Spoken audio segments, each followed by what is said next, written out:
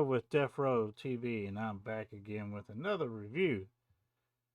But before I get started on this review, please remember to like, subscribe, and share. Hit that notification bell so you know when other obscure stuff that I might be, reviewing in the future. It's going to probably be something just like this movie that you've never heard of before.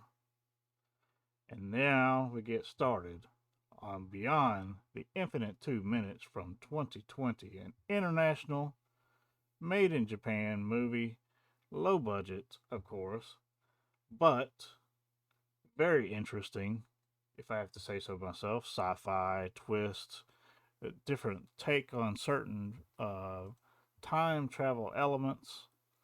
I mean, it has a little bit of everything, let's put it that way. I'm not even going to try to say the actors' names because I would end up butchering them. I'm just going to tell you what the characters' names. Now, I have seen some of these actors in other movies that I've watched. It's just, like I said, I'm not going to try to even say who the cast is. I would love to. If you want to watch this movie before I get started on this review, pause now because there are going to be spoilers. Letting you know right now, stop it right now. Go watch the movie somewhere else. I watched it streaming on a canopy, but I also own the Blu-ray as well, so you can see that right here. And in my opinion, this one is definitely one that you would like to own if you're a big sci-fi fan, especially a low-budget, very creative ideas type of sci-fi fan. I mean, the Man from Earth type of sci-fi, if you get my drift. If anybody's ever seen that movie, you know what I'm talking about. So this is Beyond the Infinite 2 Minutes 2020. All right, let's get going here. As you can see here, we're in this little town. Well, I wouldn't say town. It's in Japan, obviously, because it's a Japanese film. So I'm assuming it's in Japan, and he owns like this little cafe. And this is Kato, and this is I'm not sure what her character's name is.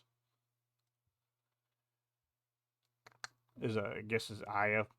It's Kato and Aya. Aya being the employee, he being the owner. And apparently, like, he owns this little cafe, and he basically lives like one floor up from the cafe in this little small apartment. And he basically shares the cable with the cafe because why not? Why pay two bills? We can just pay one. So he's got a small little TV up there in his apartment, which he goes up to, and he's looking around. He's trying to practice his guitar for like a acoustic session he has later on, maybe that weekend or so, with some friends of his that also play in the band. He's looking for the pick for his guitar and he can't find it. And all of a sudden, his little monitor comes on, and it's him talking to him. And so he's like, yeah, I'm like 2 minutes in the future and I'm downstairs in the cafe. The cafe has a 2 minute lapse between here and there. And so yeah, you need to come down here in 2 minutes and tell yourself this all over again, basically is what he's saying. And he tells him where the pick is. The pick is up underneath the rug, and he ends up finding that. So then he goes downstairs and he finds the monitor downstairs that's hooked in with the one upstairs. And how the two monitors have created like a 2 minute delay between the two. And he's like, you see now we're in the present, which was the future from where his point of view upstairs. And so he's like trying to figure out like what's going on. And she's like, why did you come back downstairs? I thought that was the end of the day for today. The cafe was closing and everything. She was still behind cleaning up everything. And basically, he's convinced at this point that he's just like having a dream of something and it's not really happening. And so he goes back upstairs and then he sees himself in the monitor again. And a friend of his comes by uh, and kind of freaks out about what's going on. And he's like, oh, so this is it's like he's looking at 2 minutes into the future. He's basically in the past right now. And so this keeps happening. And so he starts to respond. They can't figure, like, man, he's responding to us. They think he's doing like a live stream or something, but he's like standing right behind them. So it's like, there's no way he's doing a live stream. It's kind of crazy, actually. So then finally he makes his way downstairs, and then all the things that you just saw happen on the monitor start to happen in person in the present, as you can see here.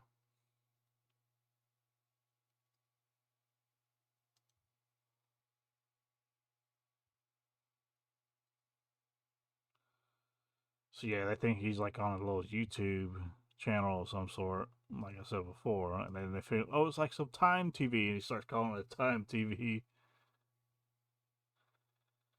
And he's trying to explain to them, like, this guy was B from the past, and now I'm in the future, which is the present, and I'm telling him what's going to happen in 2 minutes, and all this sort of stuff. So then they decide to go upstairs,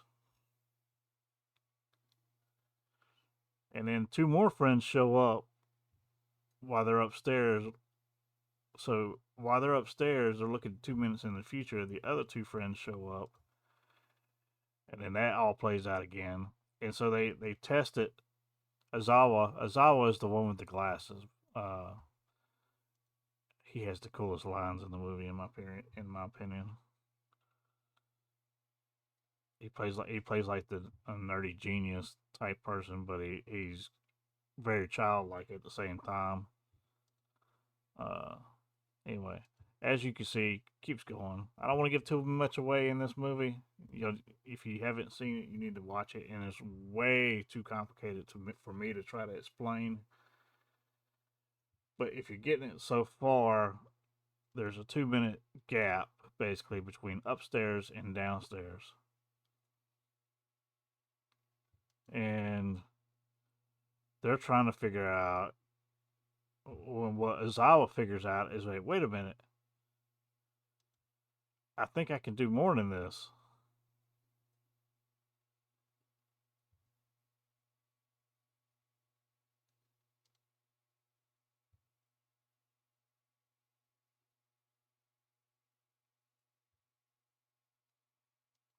And let's see. So they made a little joke here where they like they're priests from the future. And it has a little bit of comedy, but then something happens right here. As you can see, he comes in there and says, "Oh yeah." Anyway, there was a girl at the very beginning of the movie that you kind of catch a glimpse of at the barber shop that's right next door to the cafe. And apparently, Kato has a crush on the girl next door. And everybody says, "Hey, boss, you need to go down there and invite her to your see invite." So he goes. His future self convinces him that she says yes to the invite to come to his little thing where his band's playing. I guess that weekend or so. So he goes over there with a flyer for the when the band's playing, and he's like, "Hey, we're performing here," and she immediately says, "Sorry, I'm not interested," and hands him the flyer back, right? And he's like confused. He's like, "Wait a minute, my future self told me that you were gonna say yes," and so he tells Aya when he comes back down that it didn't work out. And I was like, "Well, no, you gotta follow through and basically lie and say it did come. She did say yes in order for things to happen. You don't want to create a paradox. They're like, oh, you don't want to mess up the future by saying something different from what you were already told, even though it was a lie." And he's like, it's like I'm being controlled by the 2 minutes ahead of me. So he pretends again to say that she said yes when she really didn't. And then, like you see, he looks kind of defeated and goes sits off in the. He kind of has a crush on her, and he kind of is like feels bad for doing what he did because he lied to himself in the past just to make himself do it, and then it ends up getting turned down. And like so, now they're realizing like some of the stuff they tell themselves might not be 100% true, or it could be empty words. Basically, what she says. But this is where they start to think, how can we look even further than 2 minutes? And Azawa, the one here with the glasses, he comes up with the idea, hey, if I bring the other monitor down here, because they're all hooked up to the same cable. Like I said, he just ran a cord up there from his cafe because whatever. And Azawa thinks, wait a minute, if I bring the other monitor down here and face it towards this monitor where they're like basically camera on camera looking at each other, I will be able to look further than 2 minutes. It's be like a infinite mirror effect, or what they call the Drost effect, where you have a picture within a picture within a picture within a picture, or like you know, and that's kind of what he ends up doing. And as you can see here, Izawa is confirming to himself that, hey, your idea works. Bring the monitor down. So they grab the monitor. You can see the long ass cord they're gonna have to bring on down with them. And it's crazy. He figures out they go 2, 4, 6, 8. However many times you could think of. So yeah, they bring the monitor down and they just face each monitor towards each other. And then as I was trying to create the loop, but also make sure the loop stays intact by doing what he's doing with his idea. And this loop keeps continuing and continuing, and then as you can see when you look in the monitor, it's like the frames get deeper and deeper and deeper. And it's kind of cool actually. I mean, basically he's using the Drost effect as a way to look a little bit further and further into the future. You see, now they have to kind of like try to stay out of the way of each other and time everything so perfectly where they're not overlapping. And by creating like this infinite Drost effect, they kind of make things a little bit more difficult for themselves. And this is where Zawa explains the Drost effect by using the Drost, uh, cocoa powder, which where the term comes from. Actually, it's kind of funny. Anyway, he don't want nothing to do with it. You can see here. So I tried to figure this one out because it's like, okay, so the first one's 2 minutes, 4 minutes, 6 minutes, 8 minutes. So it looks like Azawa's 10. Looks like he's 10 minutes in the future when he's talking to himself right here.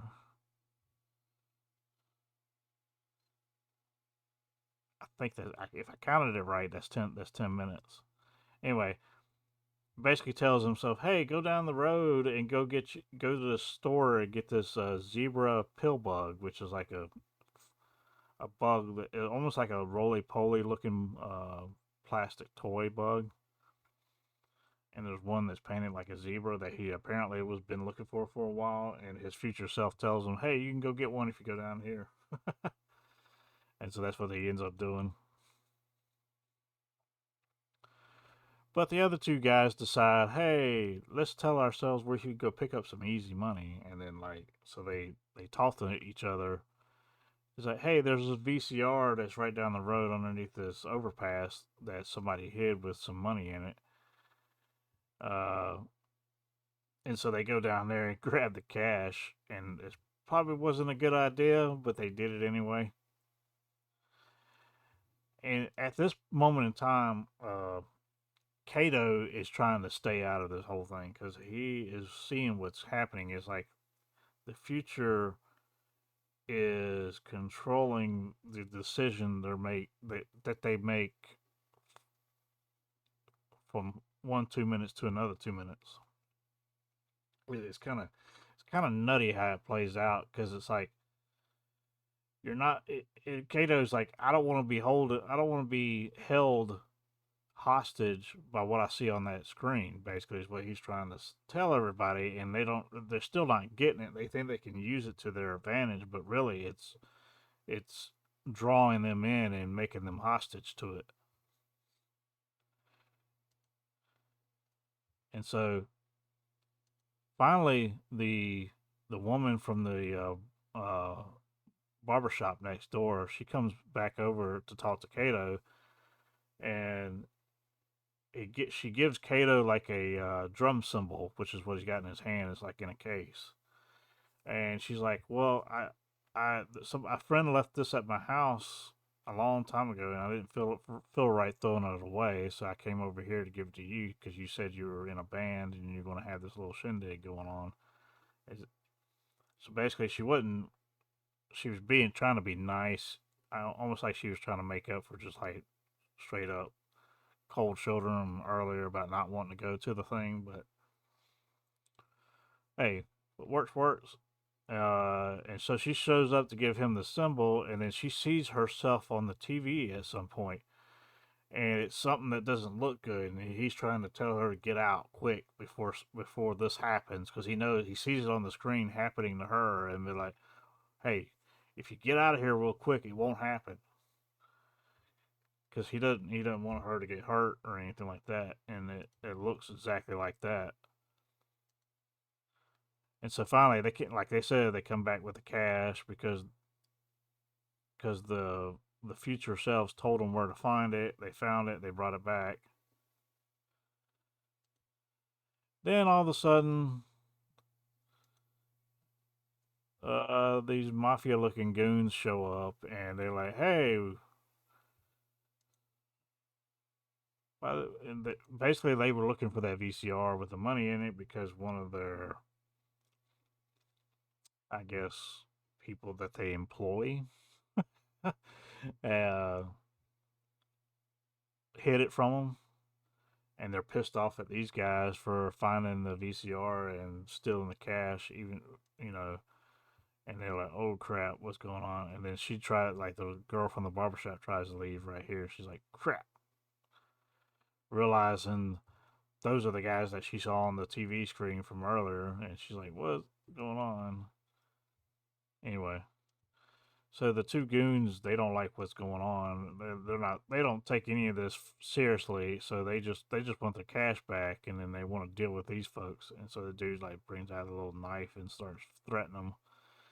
And for some reason, they decide to take the girl from the barbershop up to the, and they go up to the. Apparently, their little apartment office, whatever space is up on the like fifth floor or whatever. And as you can see in this, and what's crazy is like one monitor is getting closer to the present, and the other monitor is getting further away from the present. And like you see now, this monitor when we first saw it, it was like 10 minutes out. Well, now it's only 4 minutes out.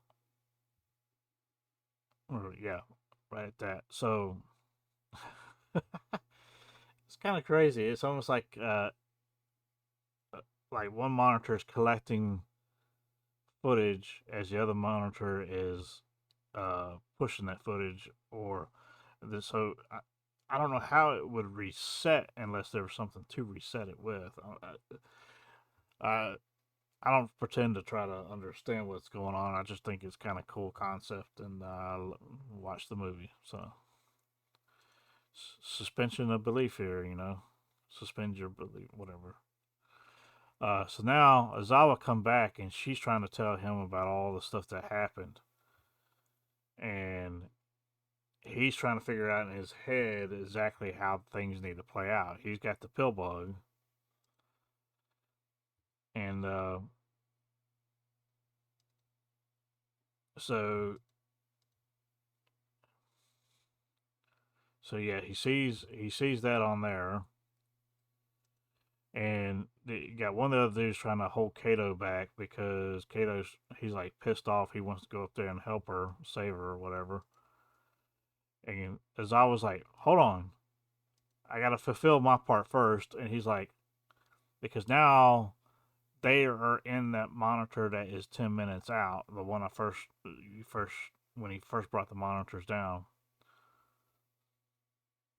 So now he's the 10-minute guy. See. So yeah, he does his little part where he tells his future self that you can get the pill bug from the store downstairs, down the road. And so he does that. So now he's like, now take that monitor upstairs to the fifth floor, and this is the monitor from the cafe, not the Apple monitor from his apartment. So he took the opposite monitor now, and he's taking it up to the fifth floor with him. As he's traveling up there,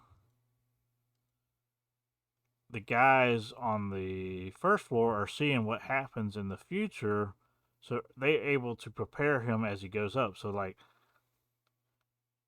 actually, I think the first one. Hold on, that was the second one. I missed the first one. See if I can get to it.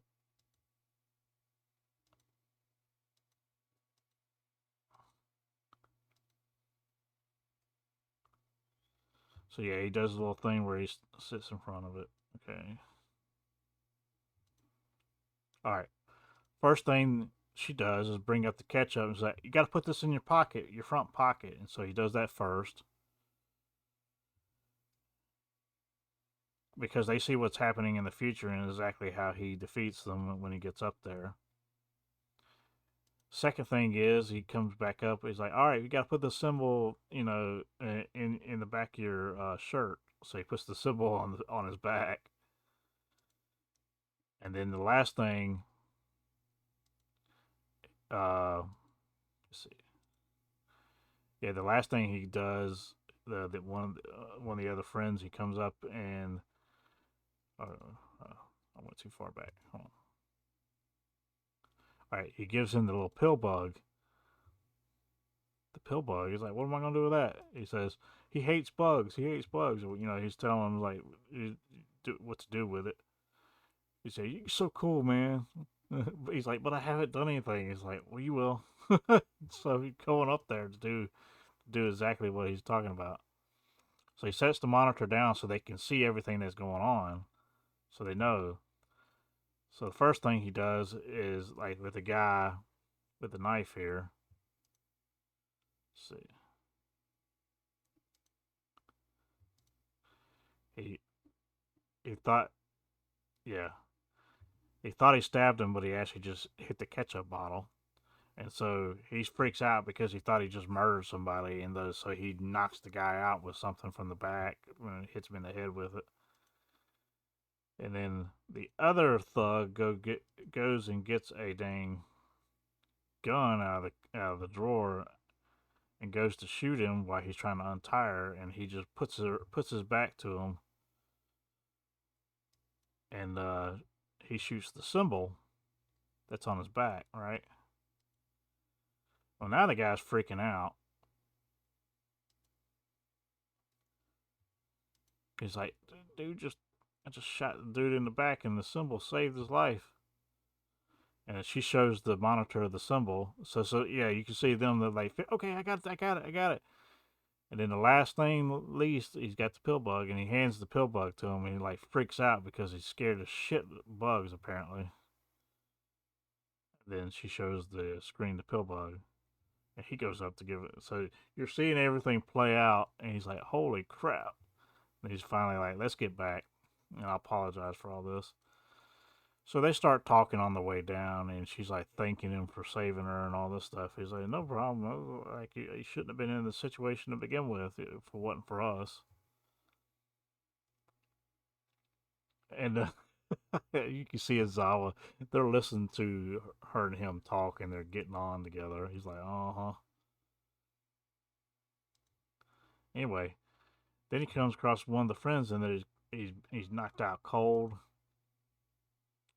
And then all the friends are not that cold, and they finally come down is, oh, these two weirdos with silver shoes on are just standing around in this cafe with little futuristic looking pistols with those like lasers come out, and they basically just tell him, hey, we're from the they put all their friends down for a quick nap. They're just taking a nap. They'll wake up soon.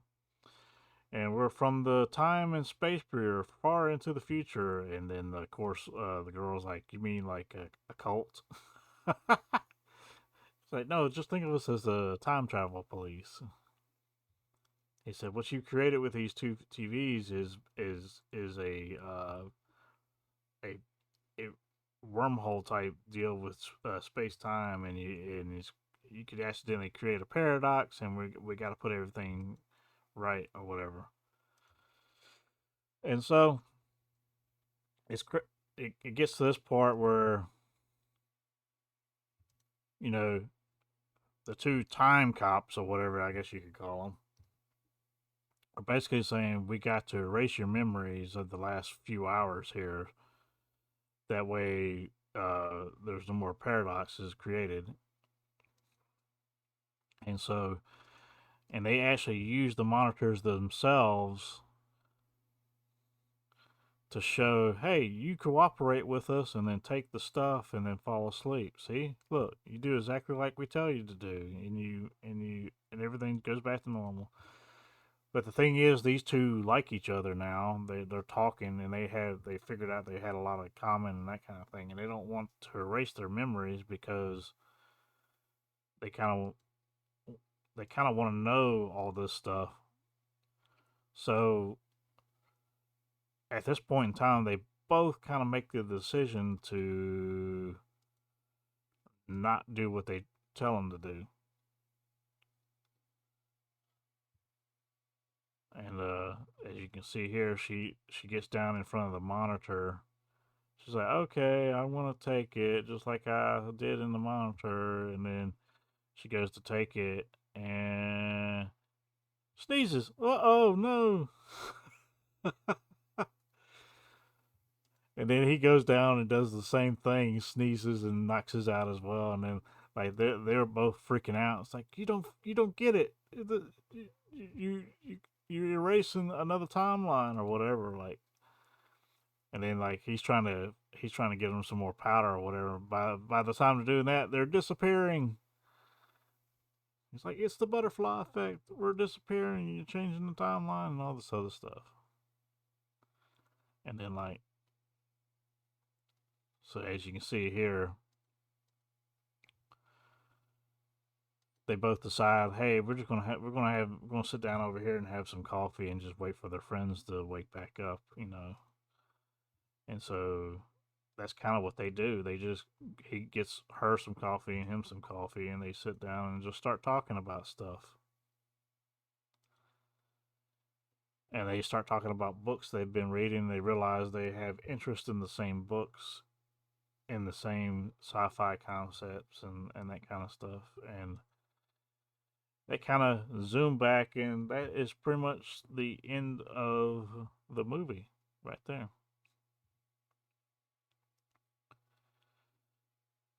They pretty much in the movie with them having an in-depth conversation because they are now interested in each other.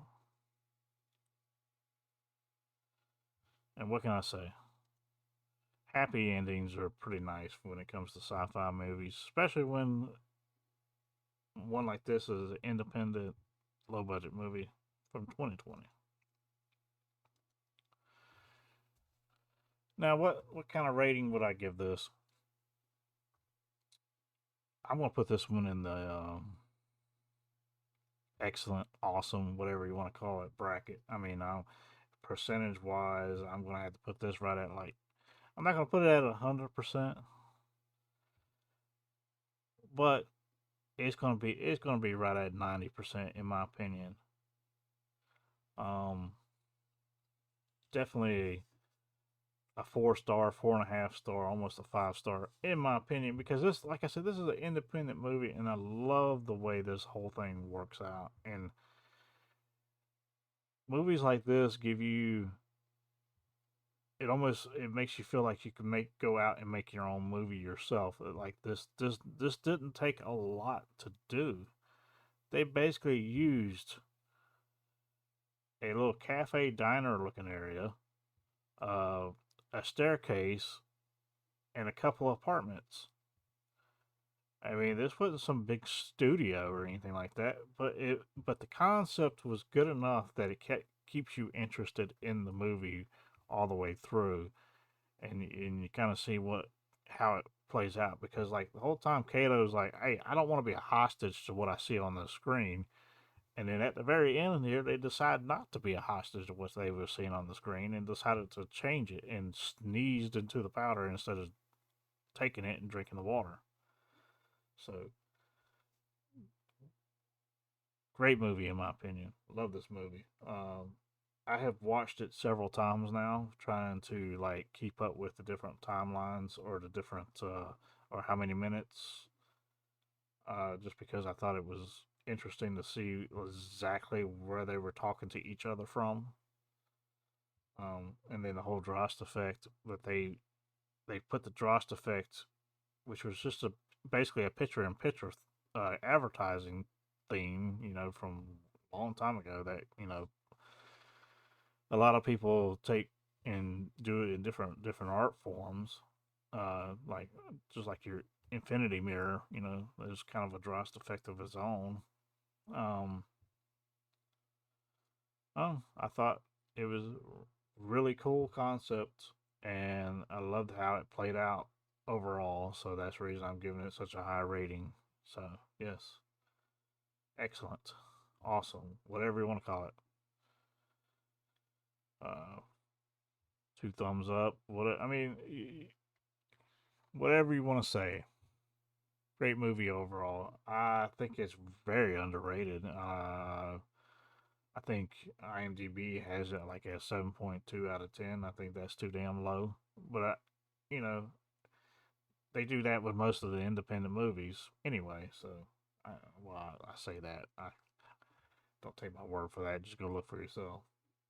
Uh, but yeah, excellent movie. And that's my review. Deafrowe out.